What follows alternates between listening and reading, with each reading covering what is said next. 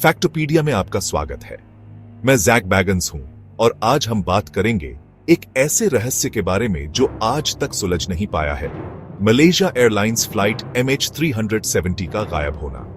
यह घटना आज भी लोगों के मन में सवाल पैदा करती है और कई कंस्पिरेसी थ्योरीज को जन्म देती है। The 8th of March 2014 को एक बोइंग 777 कुआलालंपुर से उड़ान भरी। मंजिल थी बीजिंग, चाइना। यह एक सामान्य उड़ान थी, लेकिन इसके साथ जो हुआ उसने पूरी दुनिया को चौंका दिया।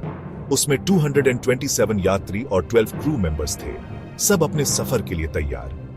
हर कोई अपने गंतव्य तक पहुंचने की उम्मीद में था, लेकिन किसी को नहीं पता था कि यह उड़ान उनकी आखिरी उड़ान बन जाएगी। लेकिन यह आम उड़ान जल्द ही एक रहस्य बन गई। विमान अचानक रडार से गायब हो गया और इसके बाद जो हुआ वह आज भी एक पहेली बना हुआ है। MH370 रेडार से गायब हो गया और पीछे छूट गए कई सवाल और एक हैरान दुनिया। इस घटना ने न केवल विमानन उद्योग को हिलाकर रख दिया, बल्कि आम जनता को भी स्तब्ध कर दिया। मेरे साथ इस जर्नी में बने रहिए और जानिए इस घटना के बारे में कि क्या थ्योरीज है इसके गायब होने की। हम इस रहस्य के हर पहलू को समझने की कोशिश करेंगे और जानेंगे कि क्या हुआ उस रात।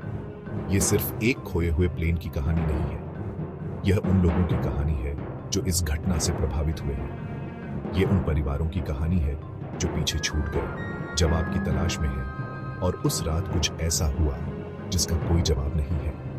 यह एक ऐसी घटना है जिसने कई जिंदगियों को बदल कर रख दिया और आज भी एक रहस्य बनी हुई है। MH370 एक रेगुलर पैसेंजर फ्लाइट था। ये एक आम रूट था जो कई बार पहले भी उड़ान भर चुका था।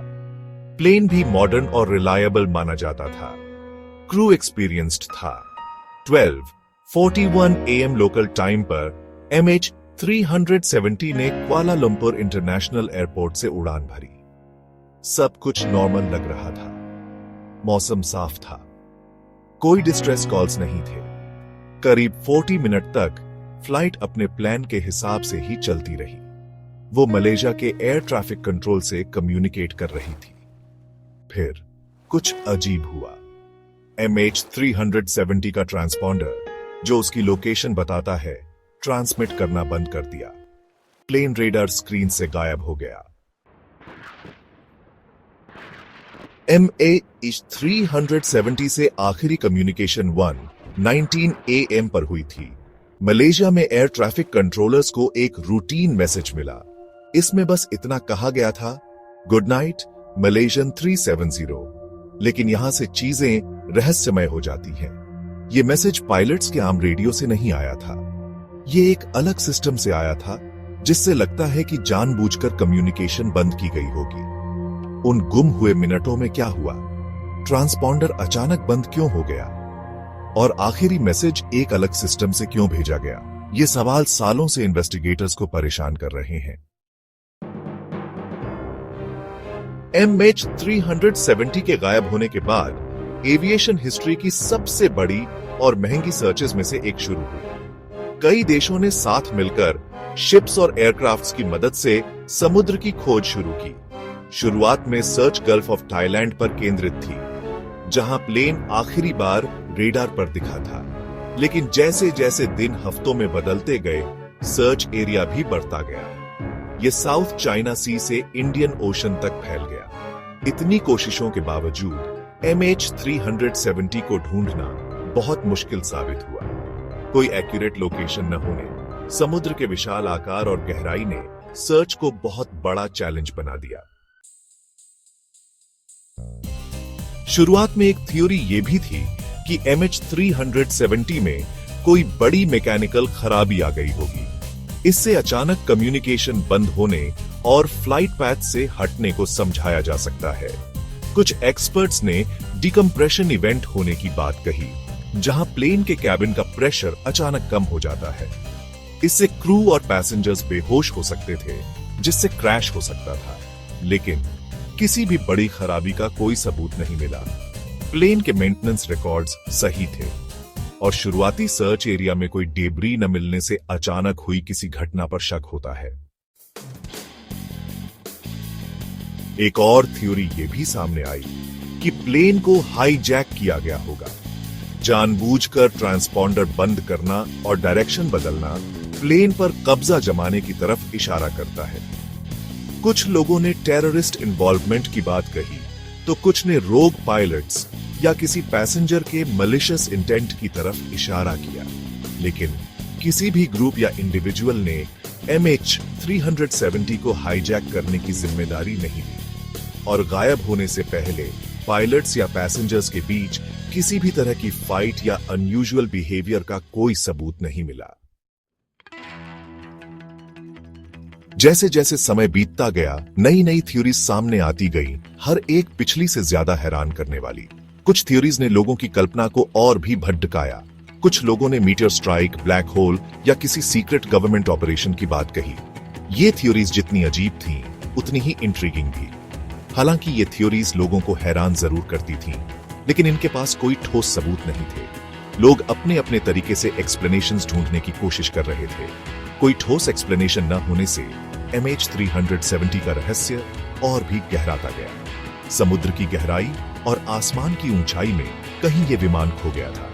MH370 के गायब होने की इन्वेस्टिगेशन एक कॉम्प्लिकेटेड पजल बन गई, जिसके कुछ पीसेस गायब थे।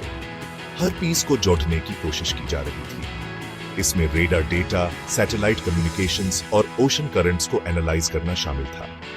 हर डेटा पॉइंट एक नई दिशा दिखा रहा था। हर क्लू, चाहे वो कितना भी छोटा क्यों ना हो, को ध्यान से स्टडी किया गया जवाब की तलाश में। हर छोटी जानकारी महत्वपूर्ण हो सकती थी।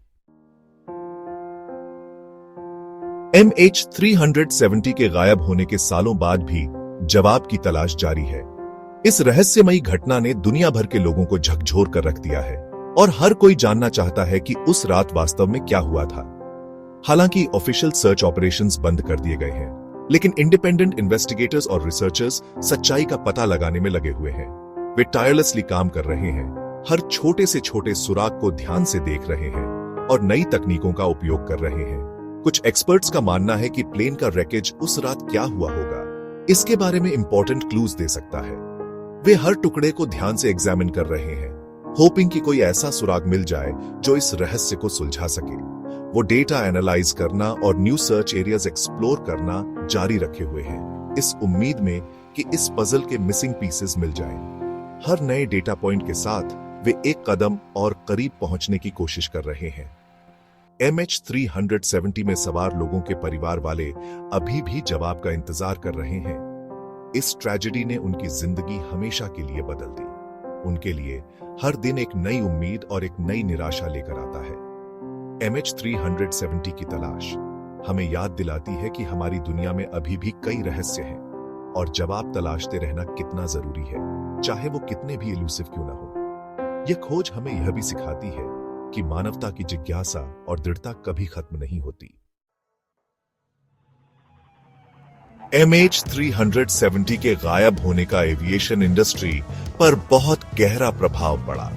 इसने एयरक्राफ्ट ट्रैकिंग सिस्टम्स की कमजोरियों को उजागर किया और सेफ्टी मेजर्स को बेहतर बनाने की मांग उठी। इस ट्रेजेडी के बाद एयरक्राफ्ट ट्रैकिंग और कम्युनिकेशन को बेहतर बनाने के लिए नए रेगुलेशंस लागू किए गए। इन बदलावों का मकसद फ्यूचर में ऐसी घटनाओं को होने से रोकना है। MH370 की कहानी हमें जिंदगी की नाजुकता और रहस्य की अटूट शक्ति की याद दिलाती है।